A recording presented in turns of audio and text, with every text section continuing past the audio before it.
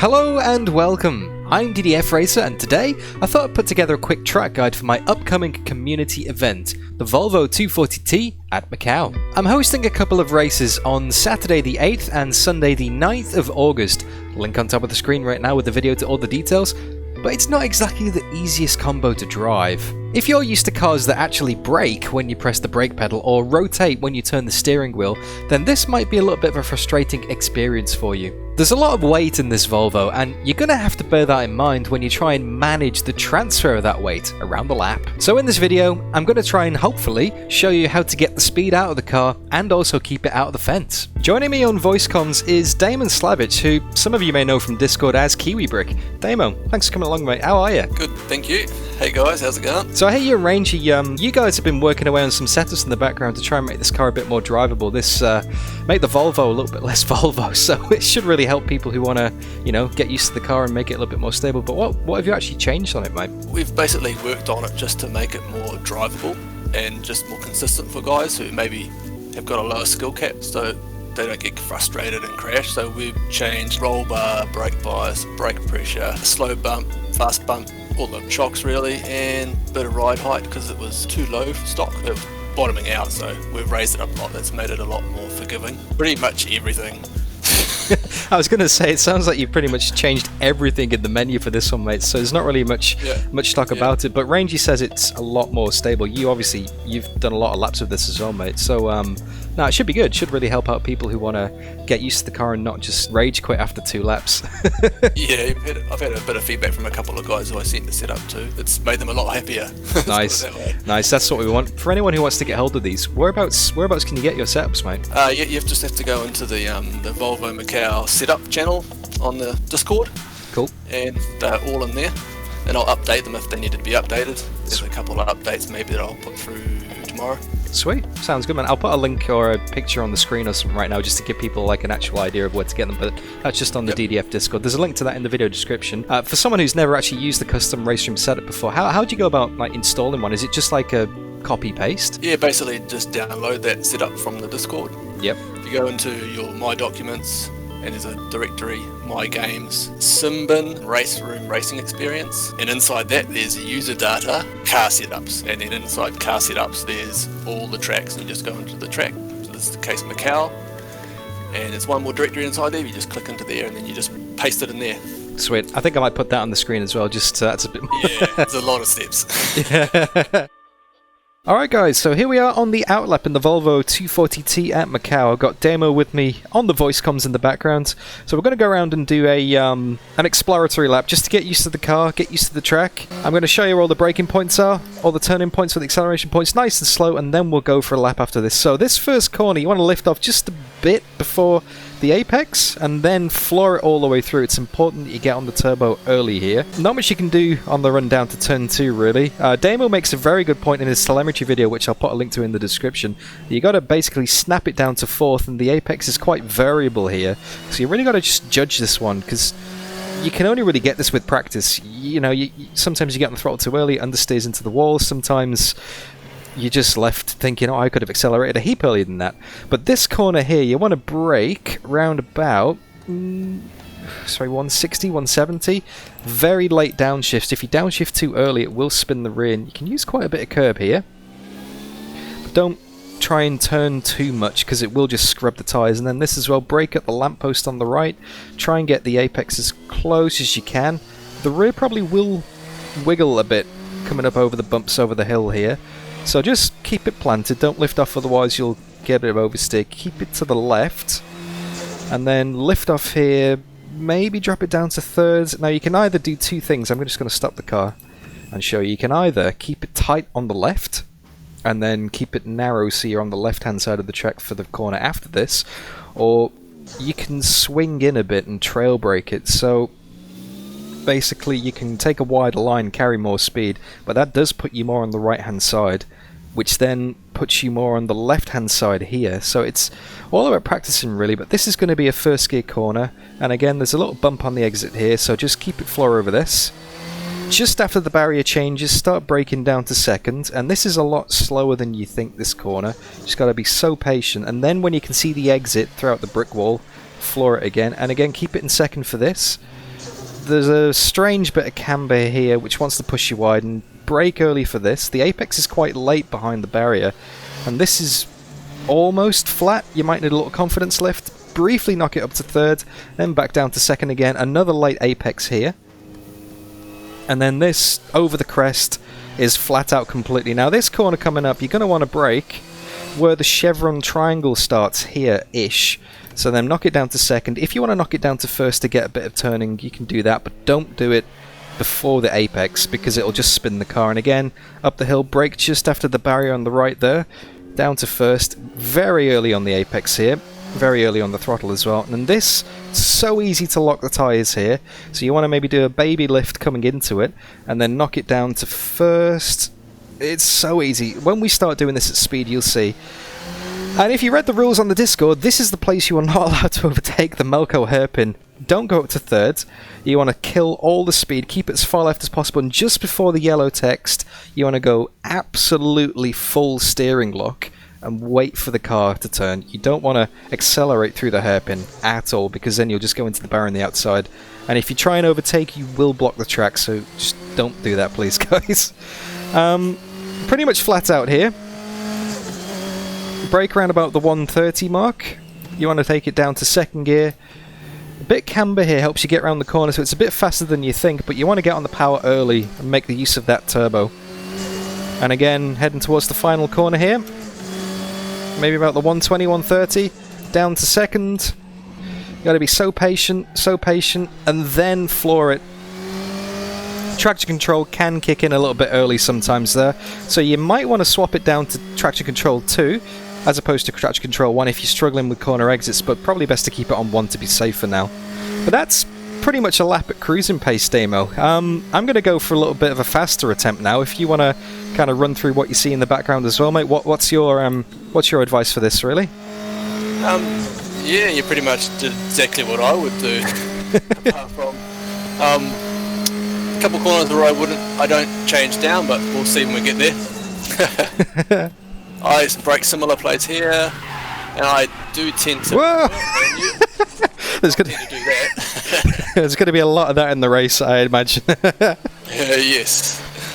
Perfect example of the early downshift there. Just the braking point wasn't too bad, I don't think, mate, but it was more so the downshift. I was trying to hurry the car too much.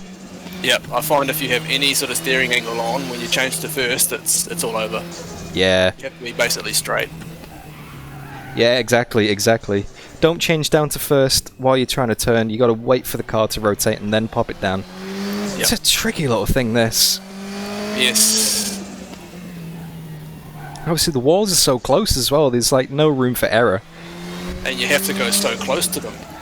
Oh, to get the time you got to. I mean, you could easily find half a second per corner if you just like take a few extra centimeters on the apex. And because there's like 20 corners here, half a second a corner, that's like 10 seconds a lap. Yeah, it's pretty crazy. So all the people who are like, 14 seconds off the pace and they're thinking, oh, I'm never going to get that fast. It's not really one corner, is it? It's kind of just every apex over every corner, really. Yeah, and a lot of that second gear, 3-4 corners in a row, I find if you go a bit slower initially, you pick up a lot of time because you're not overshooting this corner and then the next corner and the next corner. You're just nicely going through and you don't lose a lot of time. Yeah, so it's more like a slow in, fast out kind of thing, you'd say? Pretty much, yeah. You think, I can accelerate here, but then you can't because you have to slow for the next corner and it makes you slower. Yeah, exactly. Yeah, you got to be patient. It just compounds it, you get one wrong and all the other ones are gone. Alright, let's try again. Let's see if we can not bin it in turn 1. I mean, that's the classic DDF thing to do, but let's try and avoid it, Dale.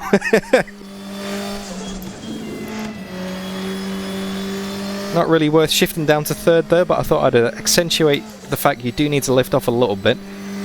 Yeah, I lift off fully for that corner and I'm quite violent on the steering wheel. Yeah. And quite often with that corner as well, you think you're going to hit the wall and it just grips up at the last moment. Yep, it does.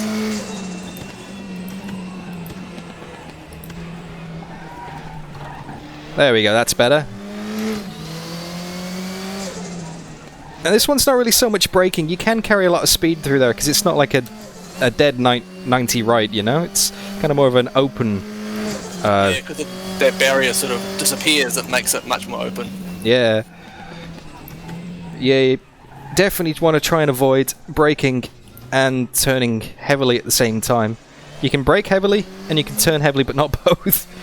No, yes, no. Because those tyres will just lock straight away, and you'll hear them. I mean, this is one of the things about Raceroom. It sounds amazing. Like you said before we started recording this video, that the Volvo, it's got that tractor sound, you know, when it's parked by the side of the track. It sounds spot on, and the tyres as well, you know, it's awesome. It's got that Volvo red motor sound. I mean, obviously you're speaking from experience, having owned one of these, right? Yeah, well, I had a 760, so it's what they call the Grandpa series, not the 240, but it's the same motor. Yeah. Yours have a turbo in it, yeah? It had a turbo, yeah, 760 turbo, yeah. Nice. 2.3. This is a 2.1, I think, if I remember rightly. Yeah, it's a shame Raceroom don't have it in the game. Otherwise, we could have had like a multi-class event with your old car, man. That'd be something, eh? Funny story, they almost used the 760 or 740 as the Group A car. There's actually a test car. Oh, really? I've got pictures of it, but they decided to use the 240 instead. Ah, so it could have been. It could have been, yeah. Oh. So this is a little bit of a better lap. I don't think it's going to be anywhere near the top of the leaderboards, but it should give people a bit more of an idea of what to expect. Yeah, we're not going to be running around doing 40-second laps in the race, let's put it that way. No, it's a long lap here as well. But that's the thing as well, like, there's going to be a little bit of field spread, but it's a long lap, so traffic shouldn't play too much of an issue. And depending on how it goes, if there's a bit of a pile-up, I might call a safety car in the middle as well, you know? Just to try and bunch things back up again. Might make it a bit more fun, eh? Yeah, exactly. Try and emulate Tuesday Thunder a little bit, hey? Yeah. That's almost always fun. Yeah. Alright, let's do the lift. Down to 4th, get turned in and back on the power again nice and early. About 2/10 up on our previous lap. And then this is where it starts to get tricky. So I'll try and do your advice and be slow and fast out, Damo. So let's head towards the first corner again.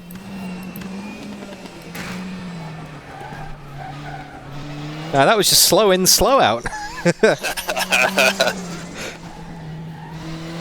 Yeah, heaps of space on the outside there. The barrier just falls away. Heading up the hill again now a little bit. Try and carry a bit more speed through this right. You want to lift off here. Just coast it through. Gentle on the brakes like that. Slight lock of the tyre. Down to 1st. Get the apex nice and early. There we go. Feels better, but it's not that much faster. And again, this is the patience corner. Wait for the brick wall to clear, and then you've got the acceleration zone. Don't shift up to 3rd. Hold this one nice and tight. And this is real important. Take this one slow, because then it'll set you up on the exit here. Nice and close to the wall. Bit of a wiggle. Up to 3rd briefly before you go back down to 2nd. Turn it in. Again, nice and slow, and through this right-hander acceleration.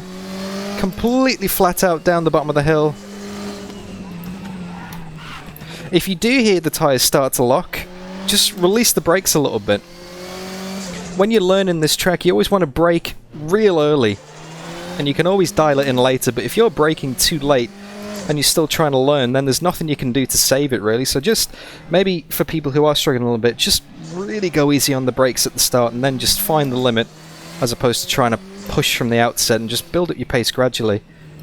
So Melco hairpin all the way to the left, kill the speed, wait for it to turn, and then accelerate. Yeah, once these front tyres seem to let go when you're braking, it's all over. Like, you can't get them to grip back up. Yeah. It just doesn't work. Which is, yeah, well, you have to be so careful on the brakes.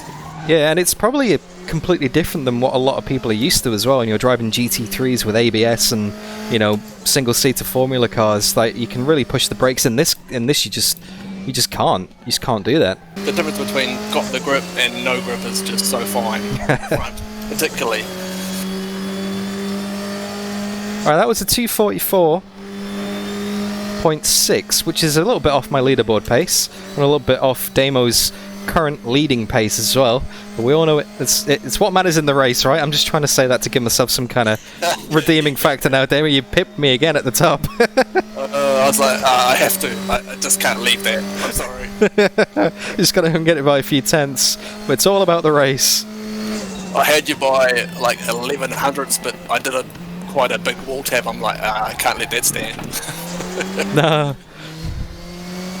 So your fastest lap, right? Is that the one you've used in your telemetry video? Is that the same one?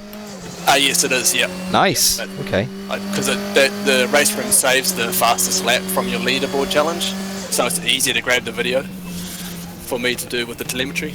Oh, sweet. Now, people want to go and check that out and actually see Damo's current fastest lap on the leaderboard with telemetry, with detailed breakdown. I'll go and put a link to that in the description. You should definitely subscribe because he tends to do a lot of telemetry videos, especially for our Tuesday Thunders. And to be honest, it's absolutely fascinating stuff. Like since I did that video with Mike Epps and he showed me the Motec logs, it just completely blew my mind. And that's what you do, mate. That's what you do. That's your thing. It's a whole other world, eh? Oh, it just unlocks so much insight into your driving. So, yeah, I'll put a link to that in the description. People should definitely go and have a watch of that because it's absolutely fascinating. I'll post that into the Discord as well. Yep. And don't forget, you can check out all of the important information about the event on my Discord server. So, all the server information, when we get server names and passwords, all the times for the races, all the rules, and obviously all the setups. And obviously now a link to Damo's video as well. So there's lots on there. Link to that in the description, guys. Go and check that out if you want to keep up with the event. Hours of fun. Because it's not just the event as well. We like to have a little chat in between races as well. And there's a lot of... It's a great little community. There's always something going on. For a while there I was like, why did I volunteer to do this? But it's quite fun. No, I really appreciate you putting the effort in. You and Rangy both, mate. Unfortunately, everyone likes Rangy's setup more than mine, but you know. Yeah, but you're the one that... I don't really care. Yeah, you're the one at the top of the leaderboard, and that's all that matters, mate. Yeah. Alright, let's finish this final corner. See if we can improve our lap time. We're about half a second up at the moment. Probably could go faster, but I just want to give you guys a bit more of an idea of what to expect here, you know, where the important points are on the track. So that was a 244.1. That'll do for now, I think. Anything you want to add, mate? Any final pointers before I wrap things up? So that was using the Rangy setup, wasn't it? Yeah, that was using Rangy's setup. That one, yeah. That gives them an indication of how fast that setup is. I mean, it's a few seconds off the ultimate pace, but it looked quite drivable to me, like compared to stock, which is quite soft and floaty. Yeah, definitely. I did have a few wobbles on that run, but that's only because I was braking too hard. I was pushing too hard. Everywhere else, that was just a lot more drivable. Like, there have been so many times I would have like lost the rear or just spun the car out, but that setup really helps. I just softened it a tiny bit because I found when I was really pushing it hard through some of the faster corners, it just started to slide because it was so much stiffer. So if anyone's finding that, then they can try the other setup. It's a little bit softer, has a little bit more turn in than this one. So excellent. Yeah, there's a little bit of variation there for people to try. Awesome. There's something for everybody. If people think it's a bit too safe, they can push it a bit further and get some more time. So that's awesome, man. Thank you. I really appreciate your work, and thanks for coming along for the video today, mate. It's been great to have you, and I hope people find this useful. No worries. Thanks for having me. No worries. Thanks, Damo. Cheers, mate. Cheers. Alright guys, so there you have it, the official DDF Racer track guide for the Volvo 240T at Macau. Hopefully this comes in useful and gets you up to speed for the event on Saturday the 8th and Sunday the 9th of August. Also, don't forget to head on over to my Discord, link in the description, not only to get the setup files, but to also just get involved in the chat with everyone else who's taking part. And if you did find this useful, then don't forget to leave the video a like and share your thoughts in the comments. And also make sure you subscribe to the channel so that you don't miss the footage of the races if you're not taking part. And if you are taking part, I'll see you then. Thanks guys.